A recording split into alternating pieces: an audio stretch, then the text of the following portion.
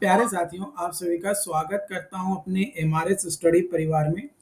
तो डियर, जैसा कि आपको पता है कि बिहार में जो भी जॉब्स आती हैं जो कि इंजीनियरिंग या फिर आपका मेडिकल लेवल पे, मतलब मेडिकल स्टूडेंट्स के लिए या फिर इंजीनियरिंग स्टूडेंट्स के लिए, तो उन तमाम वैकेंसीज के बारे में मैं कोशिश करता हूं कि आपको हर वैकेंसीज के बारे में डिटेल में शेयर किया जाए।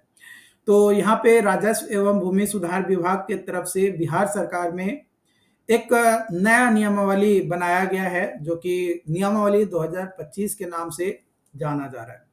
जैसा कि आपको पता है कि 2023 में वैकेंसीज निकाला गया था आपका स्पेशल सर्वे अमीन के लिए, जो कि लगभग 10,000 सीटों पे वैकेंसीज निकाला गया था। 10,000 प्लस सीट थे, जिसमें स्पेशल सर्वे अमीन का जो है आपका 8,000 प्लस सीट था, और स्पेशल सर्वे कानून गो, special survey SO and special survey clerk, तो ये 4 अलग अलग पद पे वैकेंसी निकाले गए थे, जो कि टोटल 10,000 प्लस सीटों पे निकाला गया था।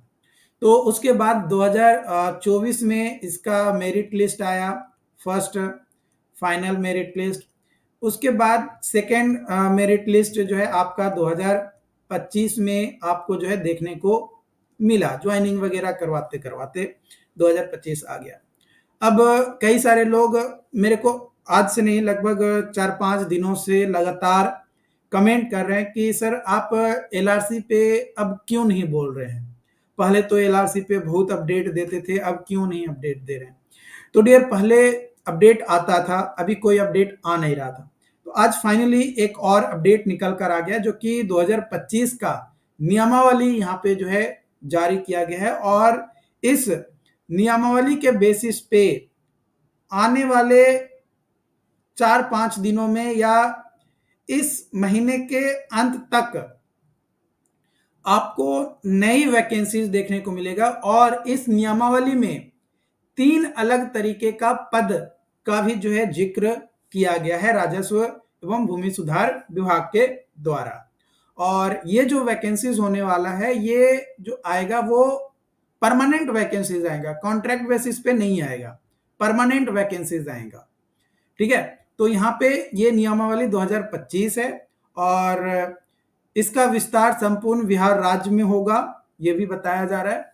देखो, इसमें जो वैकेंसीज होगा, इसमें अलग अलग संवर्ग भी जो है दिया गया है, और नियुक्ति प्राधिकार भी आपके दिए गए हैं, जो कि अंचल, अनुमंडल और जिला में कार्यरत अमीनों के लिए संबंधित जिला में समहर्ता और निदेशालय के अधीन कार्यरत अमीनों के लिए संबंधित निदेशालय के निदेशक यहाँ पे जो है दिया गया। मतलब कई सारे पॉइंट्स यहाँ पे बताए गए हैं, अलग अलग संवर्ग में आपका जो है यहाँ पे अमीन का जो है पोस्टिंग होगा। और कौन कौन से पद हैं उसके बारे में भी हम आने वाले समय में आपको बताएंगे। तो यहाँ पे देखो, 3 अलग अलग पद है। पहला पद का नाम है अमीन, जो कि मूल कोटि होगा।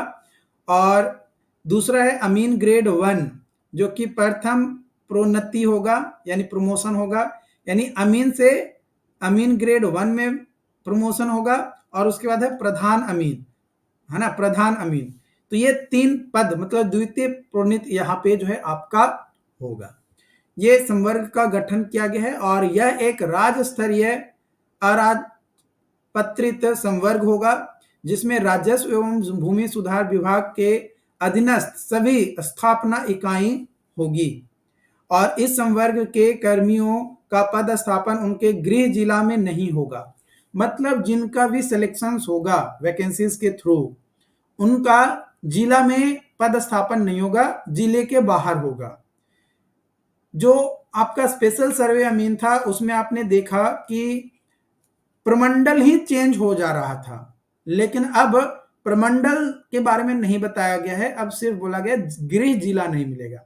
मतलब अगर आप गया जिला के हैं तो गया जिला नहीं मिलेगा, आपको नवादा मिल सकता है, आपको पटना मिल सकता है, आपको अरवल मिल सकता है, आपको जहानाबाद मिल सकता है, बट गया नहीं मिलेगा। तो जिस डिस्ट्रिक्ट के आप हैं उस डिस्ट्रिक्ट में आपको अलॉट नहीं किया जाएगा। ओके, इस नियमावली के लागू होने के पूर्व के सभी उपसंवर्ग को एकीकृत किया जाता है और इस नियमावली के लागू होने के पूर्व विभिन्न उपसंवर्गों के अमीन कोटि में नियुक्ति एवं कार्यरत कर्मी इस संवर्ग में अमीन के मूल कोटि के पद पर स्वतः शामिल समझे जाएंगे।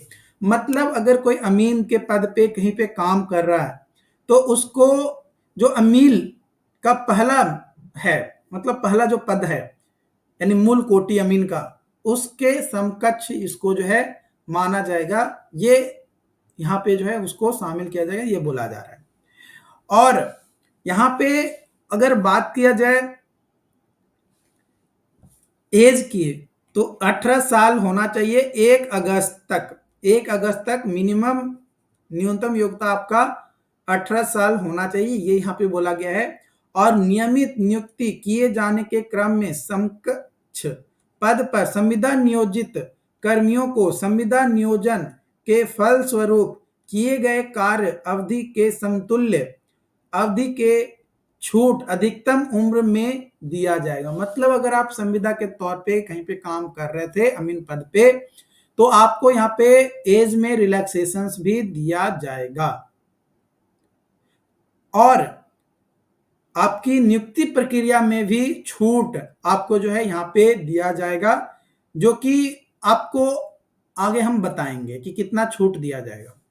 और यहाँ पे भर्ती कैसे होगा, तो अमीन पद पर नियुक्ति के लिए अभ्यर्थी की न्यूनतम योग्यता किसी मान्यता प्राप्त संस्थान से सिविल इंजीनियरिंग में डिप्लोमा उत्तीर्ण होना अनिवार्य होगा।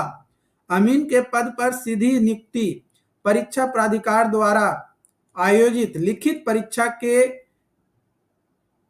आधार पे जो प्राप्त अंक होंगे और कार्य एक्सपीरियंस होगा उसको जोड़कर एक फाइनल परीक्षा फल जारी किया जाएगा। मतलब आपका एग्जाम होगा, एग्जाम में जितना नंबर लाया वो और वर्किंग एक्सपीरियंस जितना था वो दोनों को ऐड किया जाएगा और फाइनल मार्क्स जो है आपका जारी किया जाएगा और उस फाइनल मार्क्स के बेसिस पे सिलेक्शन जो है यहाँ पे लिया जाएगा।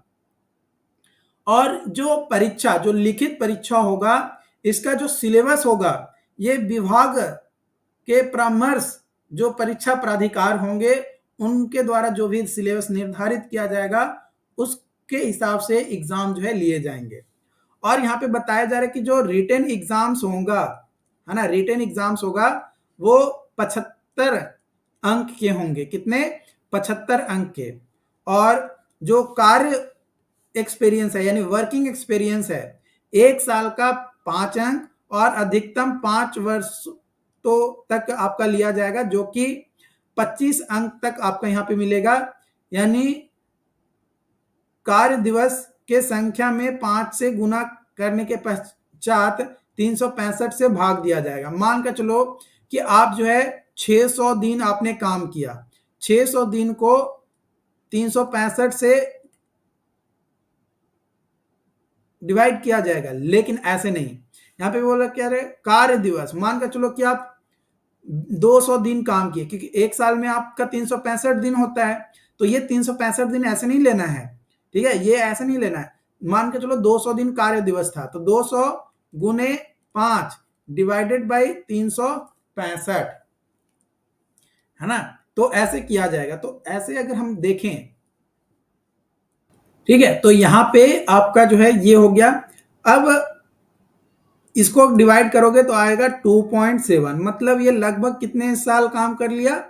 तो एक्सपीरियंस के हिसाब से अगर बात किया जाए तो इसको 2.7 आपका आ गया, तो देकर अनुपातित अंक जोड़ा जाएगा। मतलब ये 2.7 अप्रॉक्स जो आया, लगभग यही अंक आपका जो है जोड़ा जाएगा। ये यहाँ पे बात किया जा रहा है ना, 2.7, ठीक है।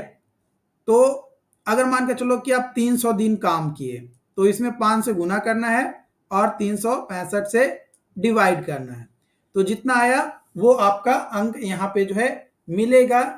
ये यहाँ पे बताया जा रहा है, जिस तरीके से बताया जा रहा है उस हिसाब से मैंने आपको बताया। और टोटल मतलब ये 25 अंक और ये 75 अंक दोनों जोड़कर 100 अंक आपका जो है होगा। वही चीज यहाँ पे बताया जा रहा है, जैसे लिखित परीक्षा जितना भी अंक का होगा, जितना भी अंक का होगा उसका 0.75 के गुणांक में गुना करके होगा। यानी अगर कोई व्यक्ति प्रतियोगिता परीक्षा में 60% अंक प्राप्त करता है तो 60 गुने 0.75 यानी 45 अंक हो गया, और आपका एक्सपीरियंस जितना आया उसको जोड़ दिया जाएगा और वो आपका जो है यहाँ पे मिल जाएगा अंक की भाई इतना अंक जो है वो लिया है। तो ये यहाँ पे है। तो इसके रिगार्डिंग मैंने आपको चीज़ें जो है बताया, और प्रमोशन वगैरह भी जो है इसमें दिए जाएंगे आपके पारंपरिक वरीयता, सेवा संपुष्टि, न्यूनतम कार्य काल अवधि, कार्य अनुभव, संतोषजनक सेवा, मतलब कई सारे चीजें डिसाइड करके आपका जो है एक्सपीरियंस भी यहाँ पे जो है मान्य होगा, यानी एक्सपीरियंस भी आपको जो है हिसाब से ऊपर प्रमोट किया जाएगा, जिस हिसाब से आपका मतलब बिहेवियर होगा, एक तरीके से मान सकते हो। ठीक है, तो अगर इस नोटिस को देखें तो एक तरीके से पॉजिटिव फीडबैक तो है, पॉजिटिव पॉइंट्स तो है, लेकिन पॉजिटिव पॉइंट्स ज्यादा भी अच्छा नहीं है। चलो ठीक है, वैकेंसीज आपने परमानेंट कर दिया, एग्जाम बेसिस आप ले रहे हो, अच्छी बात है, कोई बड़ी बात नहीं। लेकिन अब यहां पे देखना यह है कि एग्जाम्स कौन कंडक्ट करवाता है, एग्जाम्स कब और कैसे होगा, ये तमाम चीजें आपको जो है समझना है। तो देखो यहाँ पे अगर हम बात करें एग्जाम्स को लेकर, तो एक चीज यहाँ पे आपको जो है देखने को मिलेगा, जो कि आप यहाँ पे देख सकते हो कि जो वैकेंसीज है इसका प्रतिलिपि कई सारे लोगों को दिया गया। जैसे आप यहाँ पे देख सकते हो बिहार कर्मचारी चयन आयोग, मतलब बिहार एसएससी को, फिर सचिव बिहार संयुक्त प्रतियोगिता परीक्षा पार्षद यानी BCECE बोर्ड को। तो अगर ये एग्जाम्स बिहार एसएससी लेता है ना, बिहार एसएससी लेता है, तो भाई समझ लेना कि आपकी नैया पार होने वाली है। मतलब कि वैकेंसीज अगर 2025 में आएगी तो कोई गारंटी नहीं है कि 2026 तक आपका ज्वाइनिंग हो जाएगा, कोई गारंटी नहीं है, क्योंकि बिहार एसएससी ऑलरेडी कई सारे वैकेंसीज निकाल के रखा पड़ा है, जिसका अभी तो एग्जाम लेना ही बाकी है। जो 2023 में निकाला है उसका ही अभी एग्जाम नहीं लिया है। और अगर एग्जाम्स बीसीसी बोर्ड लेता है तो थोड़ी बहुत पॉसिबिलिटी बन सकता है कि भाई आपका ज्वाइनिंग 2026 तक हो जाएगा, क्योंकि जो एलआरसी है वो स्पेशल सर्वे अमीन का वैकेंसीज आपका बीसीसी बोर्ड के द्वारा ही कंडक्ट करवाया गया था। तो अब देखना यह है कि राजस्व एवं भूमि सुधार विभाग किसको अप्रोच करता है एग्जाम्स कंडक्ट करवाने के लिए, बिहार एसएससी को या फिर बीसीसी बोर्ड को। अब ये आने वाले कुछ दिनों में, 2-4-5 दिनों में इसके रिगार्डिंग आपको जो है नोटिस डेफिनेटली देखने को मिलेगा। तो ये तो अभी नियमावली दिया गया है कि भाई इस तरीके से हम सिलेक्शन लेंगे और ज्वाइन करवाएंगे। अभी जब वैकेंसीज का नोटिफिकेशन आएगा तभी पता चल पाएगा कि मूल कोटि वाले का क्या सैलरी होने वाला है, आपका ग्रेड 1 का क्या सैलरी होने वाला है, और प्रधान अमीन का क्या सैलरी होने वाला है। मतलब सैलरी किस बेसिस पे दिया जा रहा है, कितना दिया जा रहा है, वो अब देखना यहाँ पे मेन फैक्टर होगा। क्योंकि मूल कोटि में मिनिमम अगर जो अंचल अमीन की भी सैलरी देखें, अंचल अमीन का भी सैलरी देखें तो मिनिमम उससे तो ज़्यादा ही सैलरी होना चाहिए, क्योंकि जो अंचल अमीन है वो आपका 10+2 पे बहाल होता है और आपका ये डिप्लोमा लेवल पे है। मानता हूं कि ये जो 10+2 है और डिप्लोमा दोनों इक्विवेलेंट कोर्सेज है, लेकिन ये कहीं ना कहीं टेक्निकल कोर्स है और ये नॉन टेक्निकल कोर्स है, तो सैलरी तो थोड़ी ज़्यादा मिलनी चाहिए। और प्रधान अमीन का जो सैलरी है, प्रधान अमीन का जो सैलरी है कम से कम 50+ होना चाहिए, 50+ होना चाहिए कम से कम। अब जब वैकेंसीज डिटेल आएगा इसके रिगार्डिंग तभी कुछ कहा जा सकता है कि भाई क्या सैलरी ग्रेड, क्या पे ग्रेड होगा, क्योंकि पे ग्रेड के हिसाब से आपका सैलरी यहाँ पे जो है डिसाइड होगा। लेकिन यहाँ पे पद के नाम को अगर देखें तो पद के नाम यहाँ पे जो है ग्रेड 1 दिया गया, लेकिन देखते हैं क्या इसके रिगार्डिंग और अपडेट आता है। And diploma in civil engineering तो एलिजिबल होंगे, और इसके रिगार्डिंग और क्या क्या अपडेट्स आता है, क्या सिलेबस रहेंगे, कब एग्जाम्स लिया जाएगा, कितने नंबर ऑफ वैकेंसीज निकाली जाएगी, मेरे हिसाब से मैं अपना अंदाजा बता रहा हूं, कम से कम तो 3000+ वैकेंसीज आनी चाहिए, 3000+ वैकेंसीज आनी चाहिए। अब नोटिस एग्जैक्टली आएगा तब पता चलेगा कि कितना वैकेंसीज आ रहा है, क्योंकि लगभग 3000+ सीटें तो आराम से खाली है हर जिले में अगर हम जोड़ ले अप्रॉक्स, तो क्योंकि अमीन और स्पेशल सर्वे अमीन सभी को अगर जोड़ ले तो अच्छा खासा सीट आपका खाली हो जाता है। अब देखना यह कि किसको किस बेसिस पे आपका लिया जाता है और क्या अपडेट आगे आता है। Okay, thank you.